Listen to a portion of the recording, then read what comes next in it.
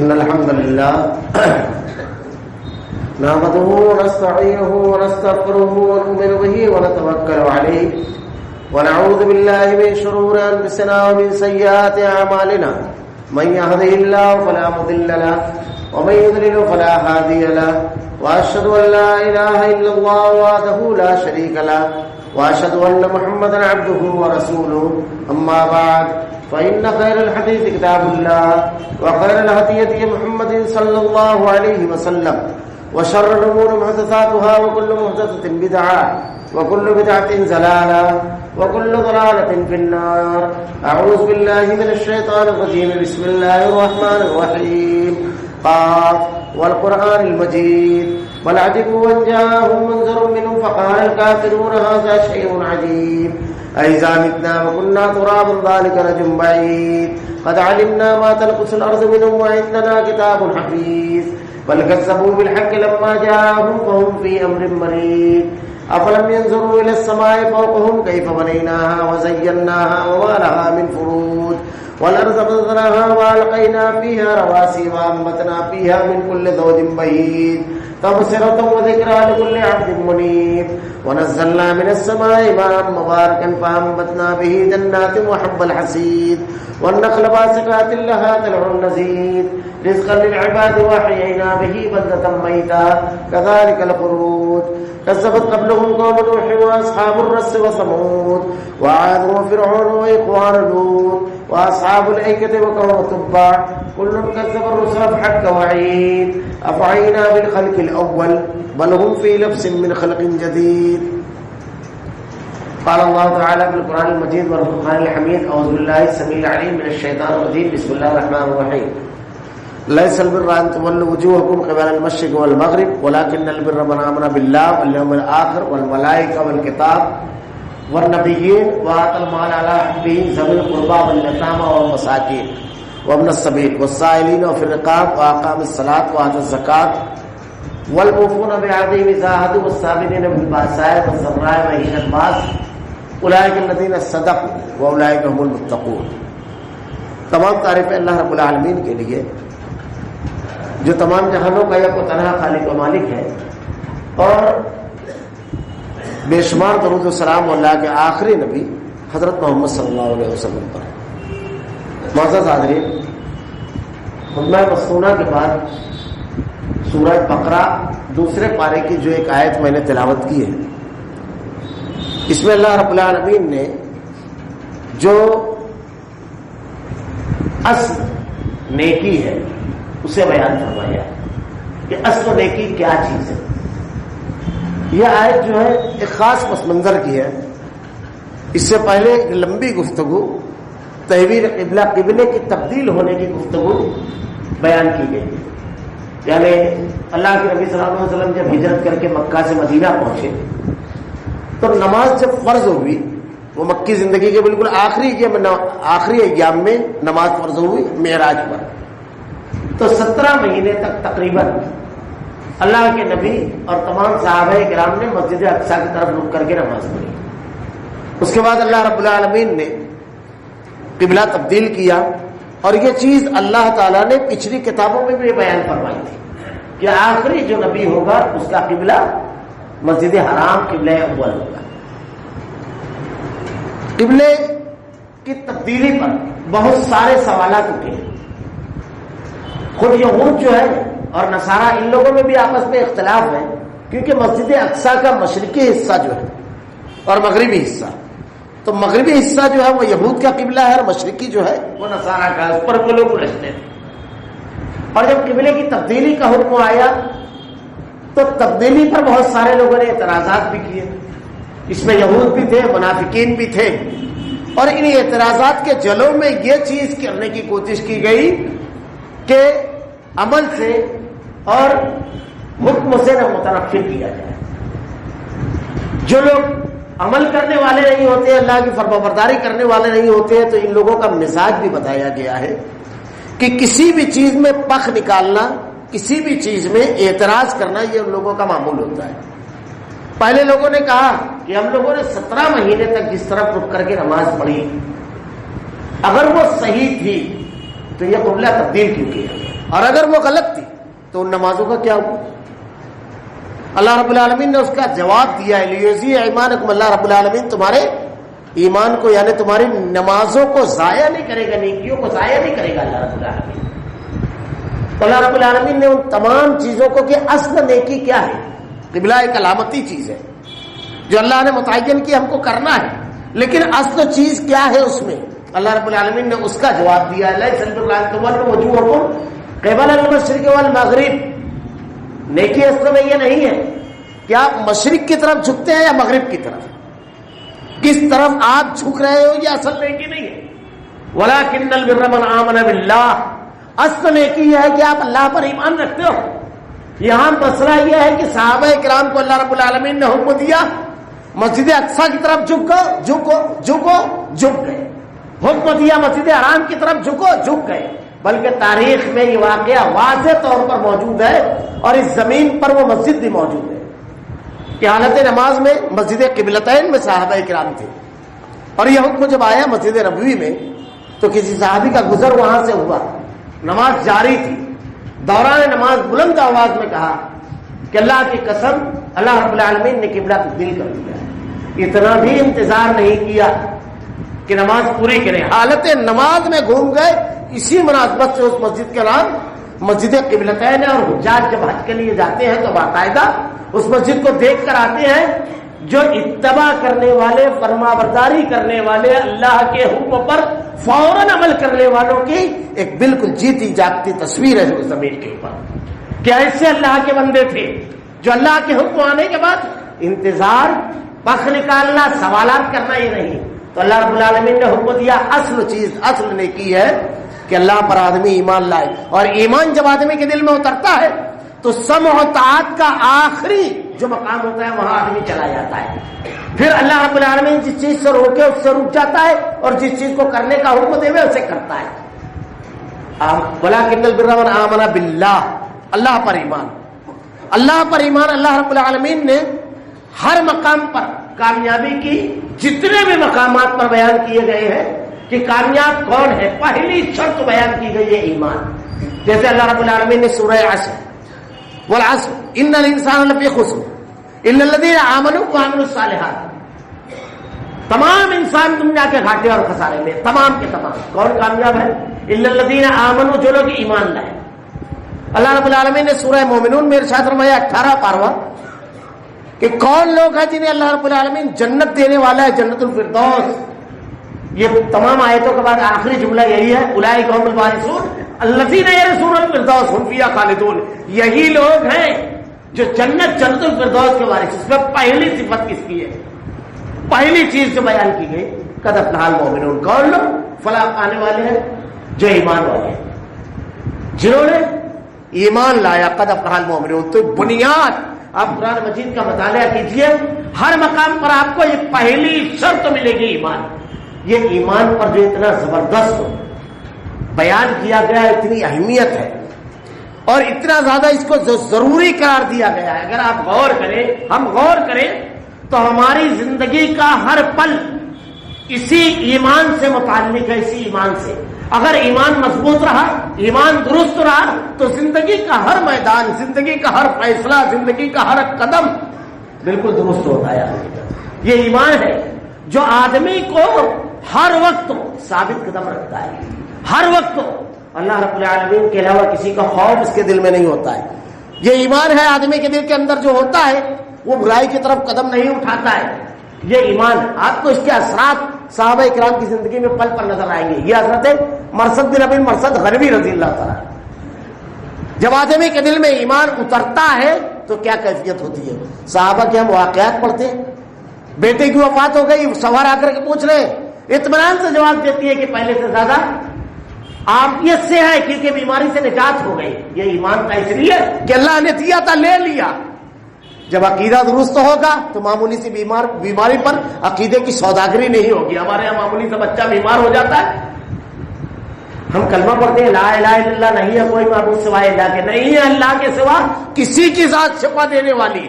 اگر شفا دینے والا کوئی اور ہوتا تو حضرت ایوب علیہ السلام 18 سال بیماری میں نہیں جوجھتے، اور اس کے بعد یہ الفاظ ان کی زبان سے نہیں نکلتے، ربی انی مسنی الضر وانت ارحم الراحمین. وہی ہے جو شفا دینے والا ہے، یہ معمولی چیز نہیں ہے ایمان. اللہ رب العالمین نے جو بار بار کہا ہے، بار بار زندگی میں ہمارے جو کچھ ہوتا ہے اللہ رب العالمین کی مشیت کے بغیر پتا بھی نہیں ہلتا ہے. اس لیے ہر قسم کی مصیبت، تکلیف، رنج و غم، راحت، محرومی، ہر مرحلے پر بالکل مطمئن زندگی دیتا ہے ایمان، بالکل مطمئن زندگی.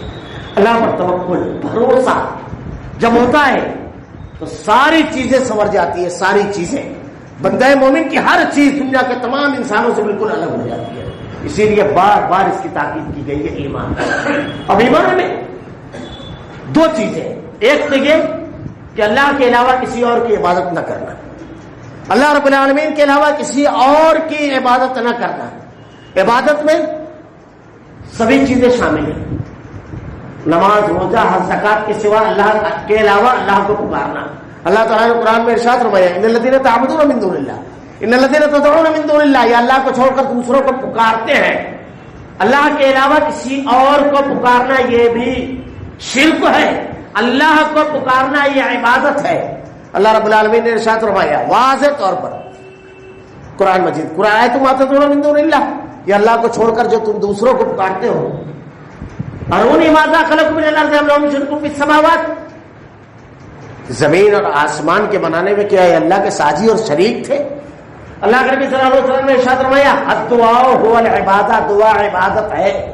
تو اللہ کے علاوہ کسی اور کو پکارنا یہ شرک ہے. اللہ رب العالمین کی عبادت اور بندگی اللہ رب العالمین کی اس طرح کرنا کہ اس کے ساتھ کسی کو ساجی اور شریک نہ کرنا. اللہ رب العالمین کے علاوہ کسی اور کو خالق و مالک نہ ماننا، سارے اختیارات کا تنہا مالک اللہ کو ماننا. جب آدمی یہ مان لیتا ہے تو پھر کسی اور کے سامنے اپنے ہاتھوں کو نہیں پھیلاتا اور کسی اور سے امید وابستہ نہیں کرتا ہے. یہ عقیدہ مکمل طور سے اگر آدمی کے دل میں اتر گیا. اللہ کے نبی صلی اللہ علیہ وسلم نے ایسی تلقین کی اس کی کہ کہا جوتے کا تسمہ بھی اگر ٹوٹے تو اللہ سے مانگو. بہت بڑی بڑی چیز کے بارے میں آدمی سوچنے لگتا ہے. جوتے کا تسمہ بھی اگر ٹوٹے تو اللہ سے مانگو. اللہ کے نبی صلی اللہ علیہ وسلم کے سامنے ایک صحابی خدمت کر رہے ہیں. اللہ کے نبی صلی اللہ علیہ وسلم نے ارشاد فرمایا مانگو کیا مانگتے ہو؟ کہا اللہ کے رسول، ایک دوسری روایت کے الفاظ ہیں سوچ کر کہوں گا. دوسرے روز کہتے ہیں اللہ کے نبی جنت میں آپ کا ساتھ. اللہ کے رسول صلی اللہ علیہ وسلم، ہمارے یہاں لوگوں نے عقیدہ بنا لیا ہے کہ جنت تو نبی کی ہے، جس کو چاہے تقسیم کرے، اور نبی کا تو خیر ایک معاملہ کہ اللہ رب العالمین ان کو ذریعہ بنائے گا، شفاعت کریں گے وہ، لیکن ان کی مرضی نہیں ہے. اللہ نے قرآن میں کیا عقیدہ دیا ہے؟ اللہ رب العالمین نے ارشاد فرمایا کلما کنتم بدعا من الرسل، کہہ دیجئے میں کوئی نیا اور ناخوا رسول نہیں ہوں. وما ادری ما یفعل بی ولا بکم، میں نہیں جانتا میرے ساتھ اور تمہارے ساتھ کیا معاملہ ہوگا. یہ عقیدہ یہ ہے. لیکن ہمارے یہاں تو اللہ کے برگزیدہ بندوں پیروں کے بارے میں یہ عقیدہ بنا لیا، شیخ دامن پکڑ کر مچل جائیں گے. یہ قیامت کرو جب تک اپنے مریدوں کو نہ داخل کروا لیتے ہیں. استغفر اللہ. حضرت عمر رضی اللہ تعالیٰ عنہ، اللہ کے نبی نے مانگا تھا اللہ سے حضرت عمر رضی اللہ تعالیٰ عنہ کو. یہ الفاظ ہے ترمذی کی روایت کے کہ اللہ ابو جہل ابن ہشام اور عمر ابن خطاب میں جو تجھ کو محبوب ہو رب العالمین اسے ہدایت دے اور اس کے ذریعے اس دین کو قوت. 40ویں مسلمان تھے. پہلی اعلانیہ عبادت اسلامی تاریخ کی اس وقت ادا کی گئی جب حضرت عمر رضی اللہ تعالیٰ نے ایمان لائے. پہلی اعلانیہ عبادت دار ارقم سے صحابہ اکرام 2 صفوں میں نکلے. ایک صف میں حضرت عمر رضی اللہ تعالیٰ عنہ، ایک صف میں حضرت امیر حمزہ رضی اللہ تعالیٰ عنہ. اعلانیہ نماز پہلی مرتبہ. حضرت عبداللہ بن مسعود رضی اللہ تعالیٰ عنہ کہتے ہیں حضرت عمر کے قبول اسلام سے پہلے ہم صرف ظلم سہتے تھے، مارا جاتا تھا، لیکن آپ کے بعد ہم نے جس نے مارا ہم نے اس کو مارا. پلٹ کر جواب دیا.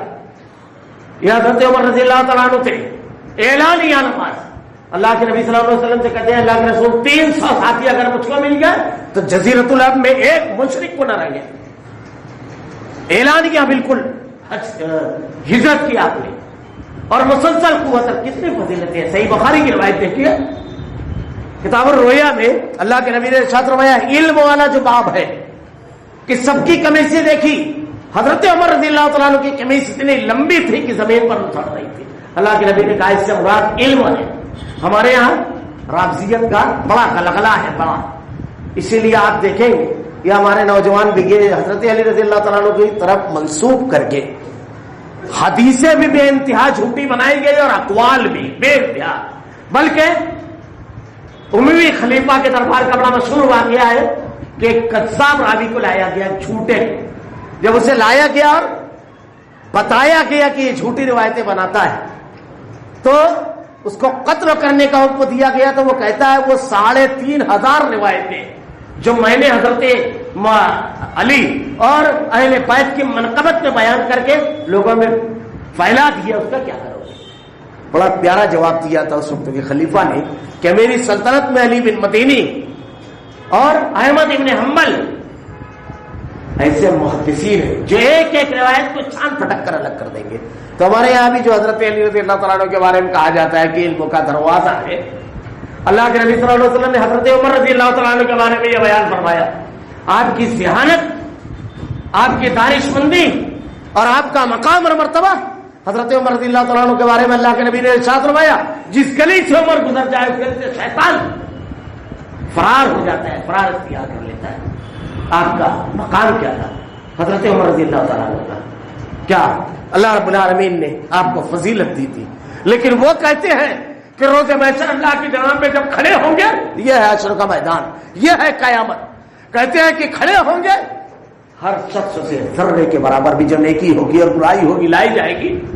اگر اللہ یہ کہے کہ آدھے بندے جو ہے جنت میں آدھے جہنم میں ایک شخص ایسا ہے جس سے کوئی حساب کتاب نہیں لیا جائے گا کچھ نہ پوچھا جائے گا اس کو یوں ہی چھوڑ دیا جائے گا.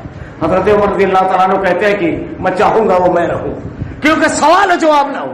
یہ حضرت ابوبکر صدیق رضی اللہ تعالیٰ عنہ ہے روتے ہوئے کہہ رہے ہیں اے چڑیوں اے پرندوں تم جہاں چاہو چرو چگو اڑو تمہارے اوپر کوئی حساب نہیں ہے. یہ حضرت ابو ہریرہ رضی اللہ تعالیٰ عنہ ہے کہتے ہیں سفر بڑا طویل ہے سامان بہت مختصر ہے.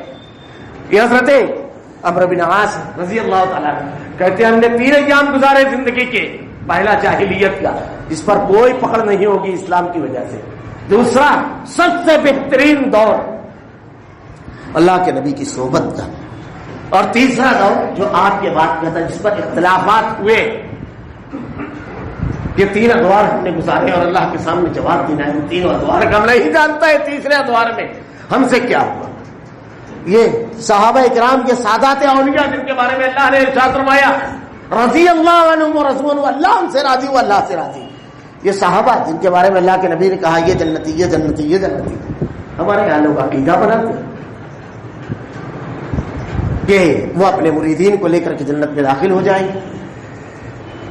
ایمان اگر آدمی کا صحیح ہو عقیدہ صحیح ہو سب سے پہلی چیز کیا ہے اللہ تعالیٰ نے کہا وَلَٰكِنَّ الْبِرَّ مَنْ آمَنَ بِاللَّهِ.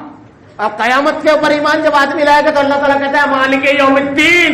اللہ رب العالمین قیامت کے دن کا مالک ہے.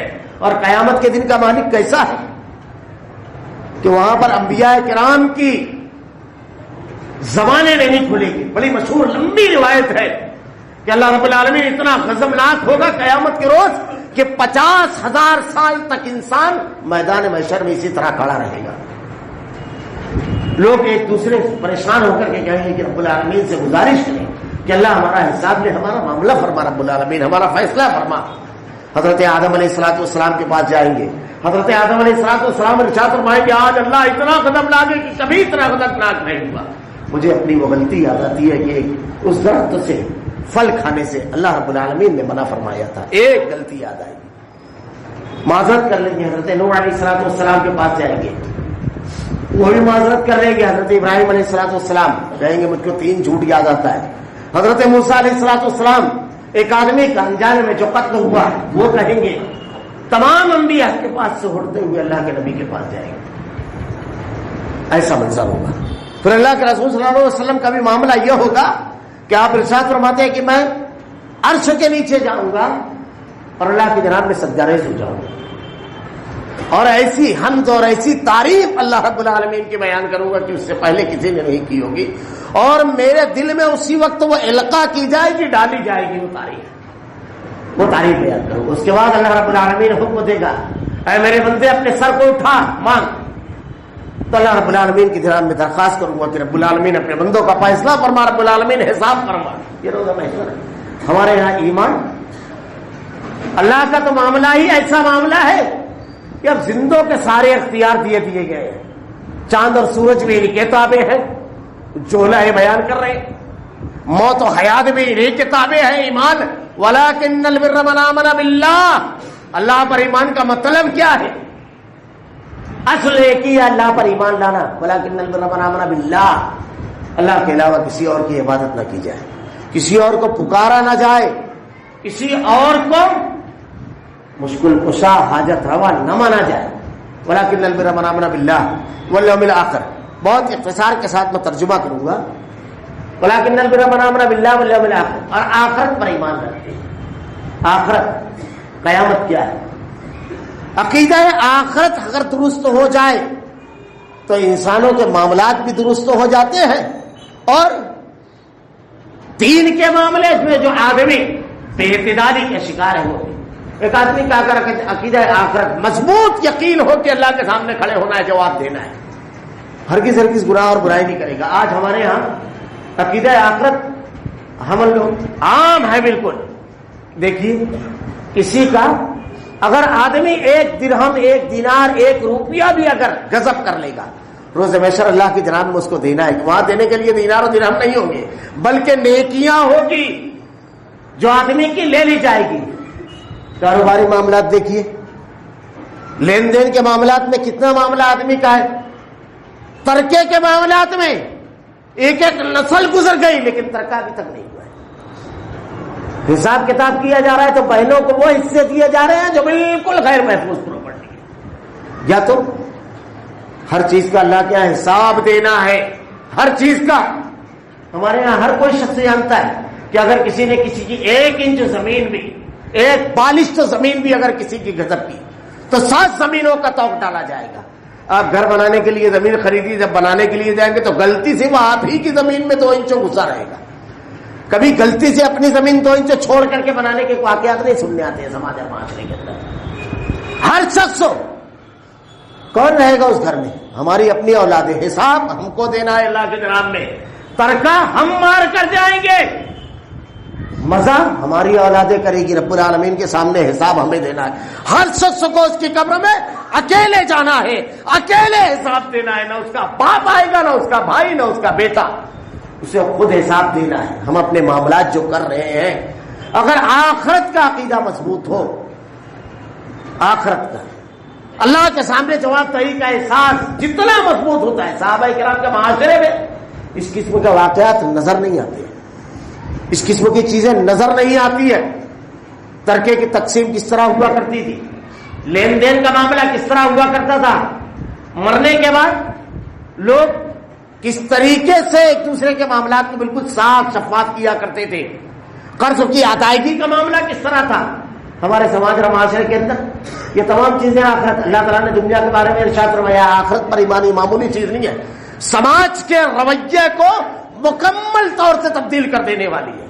اللہ کے نبی نے ارشاد فرمایا کہ دنیا کے اندر کوئی کسی کی عزت ڈھانکے گا تو روز محشر اللہ رب العالمین اس کی عزت کو ڈھانک لے گا۔ ہم کو تو اگر ایک خبر ملنا چاہیے کسی کے بارے میں تو اس وقت تک بے چینی ہوتی ہے جب تک کہ اس خبر کی اچھی طرح تشہیر نہ کر لے۔ کسی کی اگر عزت جانے والی خبر ہے، خاص طور سے کسی گھرانے کا اگر کوئی معاملہ معلوم ہو گیا، اس وقت ہم اپنا نہیں سوچتے، یا آخرت پر عقیدہ کمزور۔ آدمی جب عمل کرتا ہے تو اس کو یہ سوچنا چاہیے وہ جو کیا وہ ایک معاملہ ہے، لیکن میں جو کر رہا ہوں اس سے میرا کیا نقصان ہے، میرے کتنے نقصانات ہیں۔ آج ہمارے سماج اور معاشرے کے اندر اگر کسی کے بارے میں معلوم ہو جائے کہ وہ معاشی اعتبار سے کمزور ہو چکا ہے، ڈھسل گیا ہے، اس کی مالی حالات خراب ہے، تو جتنوں کا لینا دینا رہے گا سب آ کر کھڑے ہو جائیں گے تاکہ وہ بالکل ختم ہو جائے۔ ٹیکہ دینے والے، اس کو سہارا دینے والے ہمارے سماج اور معاشرے میں نظر نہیں آئیں گے۔ میں نے ابھی پچھلے دنوں ایک واقعہ پڑھا، یہ ایمان جب ہوتا ہے آدمی کے دل میں، مومن سماج اور معاشرے کے اندر، مسلم معاشرے کے اندر اگر کمزوری نظر آئے تو 10 کاندھے ملنا چاہیے اس کو۔ صحابہ کرام کہتے ہیں کہ ہم میں ایک بھائی ضرورت مند رہتا تھا، ہمارے پاس مال آتا تھا تو ہم اپنے بھائی اگلے بھائی کی طرف لوٹا دیتے، وہ اگلے بھائی کے حتیٰ کہ گھوم کر 6 آدمیوں کے پاس سے وہ مال پہلے کے پاس چلا آتا یہ مزاج تھا۔ ابھی ایک واقعہ پڑھا، آپ لوگوں نے بھی پڑھا ہوگا کہ عرب کے کسی شہر میں ایک بڑا اسٹور تھا، سامنے ایک بڑا اسٹور بننے لگا تو مینیجر نے آ کر کے ان کو رائے دی اس مالک کو کہ آپ ایسا کیجئے سیل نکال دیجئے 20% ڈسکاؤنٹ 8 دن کے لیے۔ کہا کیوں؟ کہا وہ اسٹور شروع ہو رہا ہے، گاہک ادھر نہ جائے۔ کہا ایسا؟ وہاں جا کر کے آدمی بھیجا، کہا کب چالو ہو رہا ہے؟ کہا 2 روز سے۔ کہا دکان بند، سارے ملازمین وہاں کام کریں گے جا کر کے، اور ہماری دکان 8 روز تک بند ہے۔ وہ حیرت زدہ رہ گیا، اس نے 8 دن دکان بند کر دی اپنی، اور سارے ملازمین کہا تجربے کار ہے، گاہک زیادہ ہوں گے اس لیے سب تمہارے یہاں کام کریں گے۔ اس کے بعد مینیجر کو بلا کر کے کہتا ہے کہ تم کس بنیاد پر یہ رائے دے رہے ہو؟ وہ رزاق نے اس کا رزق کو لکھا ہے، ہمارا کام ہے اس کے ساتھ خیر خواہی اور نیکی کرنا۔ ایسے واقعات لائن سے آتے ہیں کہ کاروباری کمپٹیشن ہے، اور کمپٹیشن میں جو شخص کھڑا ہوا ہے مارکیٹ میں اس کو ڈھکل گیا، اس کو فوراً ایک بڑا اماؤنٹ بھیجا کہ فوراً دوبارہ اپنے کاروبار کو کھڑا کرو۔ یہ عقیدے کی باتیں ہیں۔ ہمارے یہاں یہ عقیدے کی کمزوری ہے، ہم سمجھتے ہیں کہ ہمارا رزق وہ لے کر کے چلا جائے گا ہمارا بھائی۔ یہ معمولی چیزیں نہیں ہیں، ساری چیزیں عقیدہ آخرت سے متعلق ہے۔ اللہ کے نبی صلی اللہ علیہ وسلم نے ارشاد فرمایا قیامت کے روز اگر بندہ اپنے بھائی کی کسی تکلیف کو دور کرتا ہے اس سے، اللہ رب العالمین قیامت کے روز اس کی تکلیف کو دور کرے گا۔ کتنی مرتبہ یہ جذبہ ہمارے دل میں ابھرتا ہے۔ صحابہ کرام کا ایک معمول تھا صحابہ کرام کا عقیدہ، ولکن البر من آمن باللہ والیوم الآخر، دونوں ایک دوسرے کو ساتھ لگا لیجئے۔ صحابہ کرام کا ایک معمول تھا۔ ایمان اور عقیدے میں ہمارا معمول کیا ہے؟ ہم لوگ اگر کسی بھائی کو ترقی ہو، چاہے کسی نوعیت کی ہے، مالی اعتبار کی ترقی ہوتی ہے، تعلیمی اعتبار سے، عزت و شہرت کے اعتبار سے اللہ رب العالمین اس کو مال دے رہا ہے، عزت دے رہا ہے، تو دل اڑنے لگتا ہے، دل بیٹھنے لگتا ہے۔ اسی کو کیسے کیا، خاص طور سے اگر ہمارے میدان کا ہے تو ہمارے اندر صلاحیت ہو نہ ہو، لیکن ہم اسی مقام کا سمجھتے ہیں۔ وہ رات دن محنت کر کے صلاحیت کے ساتھ اللہ نے وہاں پہنچایا اس کو، لیکن ہم اس کے بغیر چاہتے ہیں وہاں رہیں۔ اچھا، تکلیف بھی بڑی ہوتی ہے، ایسا کبھی بڑا مشکل ہوتا ہے کہ ہمارا ہاتھ اٹھے تو ہم اپنے دوست کے لیے کہتے ہیں اللہ اس کا مال دے، اللہ اس کو خوب عزت دے، رب العالمین خوب برکت دے۔ ایک کارخانہ ہے تو 4 کارخانے ہو جائے اس کے، مگر ہم لوگوں کی تو زبانیں کانپنے لگتی ہیں اپنے بھائی کے لیے، اپنے دوست و احباب کے لیے۔ اللہ کے نبی صلی اللہ علیہ وسلم نے ارشاد فرمایا جو شخص اپنے بھائی کے لیے دعا کرتا ہے، اللہ رب العالمین کی طرف سے ایک فرشتہ متعین ہوتا ہے جو اس کے لیے دعا کرتا ہے۔ صحابہ کرام کا معاملہ یہ تھا کہ کچھ اگر مانگنا ہو اپنے لیے تو اپنے بھائی کے لیے مانگتے تھے۔ اب یہاں پر ذرا سا غور کیجئے، سوچئے، ہم لوگ کہتے ہیں نا کوئی نیک آدمی ہے تو اس سے درخواست کرتے ہیں دعا کی، حدیث میں بھی ہے کہ اللہ کے نبی نے ارشاد فرمایا کرنا چاہیے درخواست۔ صحابہ کرام اپنے بھائی کے لیے دعا مانگتے تھے، کیونکہ اللہ کے نبی نے ارشاد فرمایا ایک فرشتہ اللہ تعالیٰ متعین کرتا ہے جو ان کے لیے دعا مانگتا ہے۔ فرشتوں میں اللہ نے گناہ کی صفت ہی پیدا نہیں کی ہے، نافرمانی کی صفت ہی نہیں ہے ان کے اندر فرشتوں میں۔ وہ سانس ہماری جو ہے تو ان کا سانس ذکر ہے، سبحان اللہ الحمدللہ ذکر ہے، تو ان کے لیے فرشتہ دعا مانگتا ہے۔ تو اپنے لیے نہیں مانگنے کے بجائے اپنے بھائی کے لیے مانگتے تھے تاکہ ان کے لیے فرشتہ مانگے۔ کتنی بڑی فضیلت ہے، یہ سب معمولی چیزیں نہیں ہیں۔ ہم خود ایمان اور عقیدے میں کس موڑ پر ہیں، یا ہمارے اپنے کیا پیمانہ ہے، خود ہماری اپنی آزمائش ہوتا ہے یہ تمام چیزیں۔ اللہ رب العالمین نے کہا اللہ پر ایمان، آخرت پر ایمان۔ آخرت پر اگر ایمان ہوتا ہے، دنیا میں درگزر کا معاملہ ہوتا ہے، معاف کرنے کا معاملہ ہوتا ہے، آدمی خیر کا معاملہ کرتا ہے۔ بڑی مشہور حدیث ہے کہ اللہ کے نبی صلی اللہ علیہ وسلم کے پاس آپ نے بیان فرمایا کہ اگر کوئی شخص کسی کو قرض دیتا ہے، قرض کے کتنے فائدے ہیں قرآن میں اللہ تعالیٰ نے ارشاد فرمایا جہاں صدقے کی بحث ہے، سود کی بحث ہے، لین دین کی پوری بحث ہے، وہیں قرض کو بھی بھائی صاحب آپ کو بالکل ساتھ میں ملیں گے. اسلام کے احکامات کا معاملہ ایسا نہیں ہے کہ ایک حکم دے دیے تو اب اگر بہت ضرورت اور سماج میں اس کی وہ ہے تو اس کا سبسٹیٹیوٹ دو. سود کی اگر حرمت بیان کی تو قرض کے فائدے اور اس کی وجہ سے اللہ تعالیٰ ہمیں کیا دے گا یہ بیان کیا. سود کو اگر حرام قرار دیا تو لین دین کے پورے اصول بیان کیے, پورے کے پورے صدقات کی پوری بحث وہیں پر. اللہ کے نبی نے ارشاد فرمایا اگر آدمی کسی کو قرض دیتا ہے تو اگر قرض دیا تو جتنے دن آدمی قرض دیا مثلاً 1 مہینے کی مدت کے لیے تو جتنا قرض ہو روزانہ اتنا صدقے کا ہے روزانہ. اب ذرا تصور کرے آدمی کہ کسی کو آدمی 1 لاکھ روپیہ دیتا ہے 1 مہینے کے لیے تو 1 مہینے میں 30 دن میں اس کو 30 لاکھ کا ثواب مل جائے. اب یہ ذرا تو سوچو تو آج کے دور میں کروڑ پتی کی بھی ہمت نہیں ہوتی ہے مہینے کا 30 لاکھ روپیہ اللہ کے راستے میں خرچ کرنے کی. محبت الگ پڑ گئی, رشتے میں مضبوطی الگ آ گئی کہ کسی کے برے وقت میں ہم فوراً کھڑے ہو گئے. یہ معمولی چیزیں نہیں. پھر اللہ کے نبی نے ارشاد فرمایا کہ اگر وہ شخص کچھ وقت مانگتا ہے, کچھ وقت اگر مانگتا ہے اور اس کے پاس گنجائش ہے کہ 1 مہینے کی ہماری بات تھی لیکن اگر 5 دن کی اور مزید گنجائش دے دیں گے تو آپ کی بڑی خیر خواہی ہوگی, ورنہ وہ پابند ہو 1 مہینے پر دینے کا. آپ نے اگر مزید بڑھا دیا تو اب روزانہ ڈبل کا ثواب, یہ 5 روز 2 لاکھ روپیہ روزانہ صدقہ کرنے کا ثواب. اب اس کا مطلب یہ نہیں ہے کہ ایک آدمی قرض لے لے اور بیٹھ جائے. قرض کے بھی معاملے میں اللہ کے نبی نے ارشاد فرمایا کہ جب وعدہ کرے تو پورا کرے, اور اگر ادا نہیں کریں گے تو قیامت کے روز مرنے کے وقت اللہ کے نبی صلی اللہ علیہ وسلم کا معمول تھا جنازہ رکھا رہتا اور اللہ کے نبی سوال کرتے تھے یہ مقروض تو نہیں ہے, معمولی چیز نہیں ہے. اگر آدمی دینے کی نیت سے لیتا ہے تو اللہ تعالیٰ اس کی ادائیگی کی سبیل کرتا ہے, راستہ کھولتا ہے رب العالمین. اللہ کے نبی نے اس کے لیے دعا بھی بتائی اور اللہ کے نبی صلی اللہ علیہ وسلم نے باقاعدہ تاکید کی اس سے بچنے کی بلا وجہ آدمی قرض نہ لے. یہ تو ہوا ایک معاملہ. حضرت ابو قتادہ کا بڑا مشہور واقعہ ہے کہ ایک روز اپنے غلام کے ساتھ نکلے, ایک گھر میں جا کر کے آواز دی, کچھ لینا دینا تھا. اندر سے بچے نے آ کر کے کہا نہیں ہے. بچے کو پکڑا کر کے پکڑا, کہا کس نے کہا نہیں ہے؟ بولے والد صاحب نے کہا.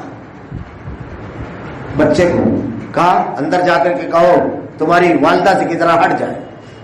جب ان کی والدہ ہٹ گئی تو اندر داخل ہوئے گھر میں, اور اس کے بعد آواز دی, کہا تم ہو اندر کا مکان میں مجھ کو معلوم ہے. تو وہ کھاٹ کے نیچے تھے, باہر نکلے, کہا تم نے غلط بیانی سے کام کیوں لیا. کہا اللہ کے نبی کے صحابی, میں آپ سے جھوٹ نہیں بول سکتا. سچی بات یہ ہے کہ میں ابھی فی الحال قرض کی ادائیگی کی قوت نہیں پاتا, میرے پاس کوئی گنجائش نہیں ہے. اور رونے لگے. حضرت ابو قتادہ اپنے غلام کو کہتے ہیں کہ رجسٹر نکالو. رجسٹر نکالے, کہاں نام ہے اس کا. جب نام نکالا تو اس کو کاٹ دیا اور اس کے بعد کہا میں نے ان دونوں کانوں سے سنا, اس دل میں محفوظ رکھا. میرے محبوب محمد رسول اللہ صلی اللہ علیہ وسلم نے ارشاد فرمایا کہ اگر کوئی بندوں کے ساتھ نرمی کا معاملہ کرے گا تو قیامت کے روز اللہ ان کے ساتھ نرمی کا معاملہ کرے گا. پھر وہ حدیث بیان فرمائی کہ قیامت کے روز ایک آدمی کو لایا جائے گا اور وہ مومن ہوگا لیکن نیکیاں نہیں ہوگی. تو اس سے پوچھا جائے گا کہ کوئی نیکی ہے, تو وہ کہے گا رب العالمین ایک نیکی ہے, وہ یہ کہ میرا لوگوں سے لین دین ہوتا تھا. لیکن اگر کوئی کمزور آدمی ہوتا تھا, واقعی کمزور آدمی, ڈبانے والا نہیں, جیسے ہمارے یہاں کہتے ہیں نہیں دیتا ہوں, جا جیسے وصولنا ہے وصول لے. حالانکہ آدمی جب یہ جملہ بولتا ہے تو خود اپنا سارا نقصان کر چکا رہتا ہے. ارے وصولے گا وہ روز محشر ایسی چیز جس کا بدل نہیں ملے گا, وہ تو وصولے گا.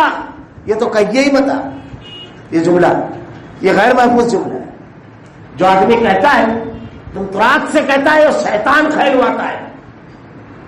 تو اللہ کے نبی نے ارشاد فرمایا کہ قیامت کو اللہ تعالیٰ اس سے پوچھے گا تو وہ کہے گا کہ رب العالمین ایک نیکی ہے کہ اگر کوئی اتنا کمزور آدمی رہتا تھا معاشی اعتبار سے, واقعی میرے پیسے کی ادائیگی نہ کر سکے تو میں معاف کر دیتا تھا.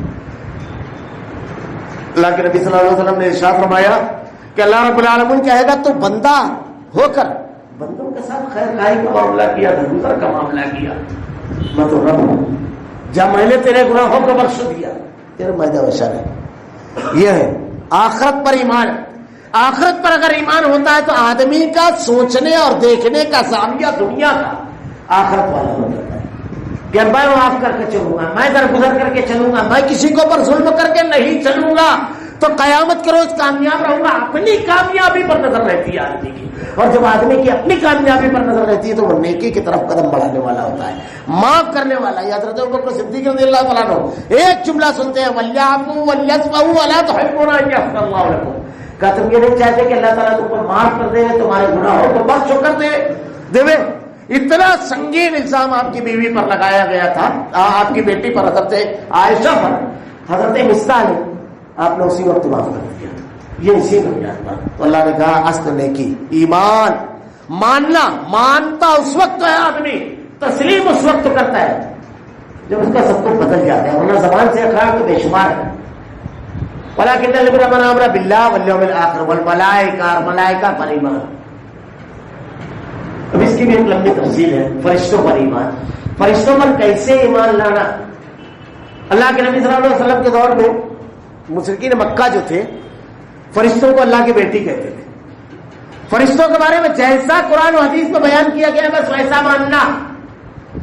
ہمارے یہاں فرشتوں پر بھی اولیاء اور بزرگوں رحم کرتے ہیں، فرشتوں کو بھی اپنے تابع کر لیتے ہیں۔ یہ سب ایمان کے منافی چیزیں، معمولی چیز نہیں ہے۔ جیسے پیچھے ایک واقعہ ایک صاحب بیان کر رہے تھے کہ ملک الموت سب کی روح قبض کر کے لے کے آسمان کی طرف جا رہے تھے کہ عبد القادر جیلانی نے ان کا جھولا چھینا اور پوری روحیں اڑی۔ میں نے ایک روح بولے واپس کرنے کا، اس کے بعد پوری روحیں، نعوذ باللہ، استغفر اللہ ثم استغفر اللہ۔ ایمان بالملائکہ نہیں جانتے، کتنی حدیثوں کی مخالفت ہے کہ اس کا اندازہ نہیں ہے۔ اللہ کے نبی نے کہا نیک آدمی کی روح جب قبض ہوتی ہے تو آسمان سے اس کے لیے کفن آتا ہے جنت سے، فرشتے اسی میں لپیٹ کر کے بہترین خوشبو میں لپیٹ کر کے نہیں جاتے، تھیلے میں نہیں جاتی ہے وہی۔ لیکن جہالت جب ہو، ایمان بالملائکہ درست نہ ہو، علم نہ ہو، تو ایسے ہی جھوٹے قصے واقعات آدمی بیان کرتا ہے۔ یہ پوری ایک لمبی تفصیل ہے کہ اس کے کتنے مثمرات ہیں اور کتنی بدعقیدگیاں اس کی بنیاد پر ہمارے سماج اور معاشرے کے اندر آئی ہے، کتنی بدعقیدگیاں آئی ہے۔ ایمان بالملائکہ، فرشتوں پر ایمان، اللہ رب العالمین نے کتابوں پر ایمان، انبیاء پر ایمان، پھر اس کے بعد تمام معاملات کو بیان فرمائی ہے۔ یہ سورہ بقرہ کی آیت ہے، اس کو ایک مرتبہ دیکھنا چاہیے۔ اللہ تعالیٰ نے ارشاد فرمایا اولئک هم المتقون، یہی لوگ متقی ہیں۔ تقویٰ کن کے اندر ہے، پرہیزگاری کن کے اندر ہے، کامیابی کن کے پاس ہے، اللہ نے اس کی تفصیل بیان فرمائی ہے۔ ہمیں چاہیے کہ ہم اپنا محاسبہ کریں کہ واقعی کامیابی اور تقوی کی یہ تمام صفتیں ہمارے اندر موجود ہے یا نہیں۔ اللہ رب العالمین سے دعا ہے کہ رب العالمین، الہ العالمین، جو خوبیاں رب العالمین تجھے مطلوب ہے، جن خوبیوں کا تذکرہ تو نے قرآن میں کیا ہے، الہ العالمین ان خوبیوں کے ہمارے اندر پیدا کرنے کی توفیق دے۔ ان خامیوں سے جن سے تو ناراض ہوتا ہے رب العالمین ہماری حفاظت فرما۔ اللہ کلام الہی کی آیتیں اور تیرے نبی کی حدیث کو ہمارا کردار عمر بنا دے رب العالمین۔ الہ العالمین ہمارا خاتمہ ایمان پر فرما رب العالمین۔ جو غلطیاں ہوئی رب العالمین مالی امور میں، رشتے اور تعلقات میں، رب العالمین اس کی اصلاح کرنے کی، اس کو درست کرنے کی اور توبہ کرنے کی توفیق دے رب العالمین۔ الہ العالمین ہمارے تمام معاملات کو تیری رضا اور خوشنودی والے طریقے پر کرنے کی توفیق دے۔ ہمارا خاتمہ ایمان پر فرما۔ ربنا لا تزغ قلوبنا بعد إذ هديتنا وهب لنا من لدنك رحمة إنك أنت الوهاب۔ بارك الله لنا ولكم في القرآن المجيد ونفعنا وإياكم بالآيات والذكر الحكيم إنه تعالى جواد كريم ملك رؤوف رحيم۔ الحمد لله نحمده ونستعينه ونستغفره ونؤمن به ونتوكل عليه ونعوذ بالله من شرور انفسنا ومن سيئات اعمالنا من يهده الله فلا مضل له ومن يضلل فلا هادي له واشهد ان لا اله الا الله وحده لا شريك له واشهد ان محمدا عبده ورسوله اما بعد اعوذ بالله من الشيطان الرجيم بسم الله الرحمن الرحيم ان الله يأمر بالعدل والإحسان وإيتاء ذي القربى وينهى عن الفحشاء والمنكر والبغي يعظكم لعلكم تذكرون اذكروا الله يذكركم وادعوه يستجب لكم ولذكر الله تعالى لا جل وعلا وهو أكبر۔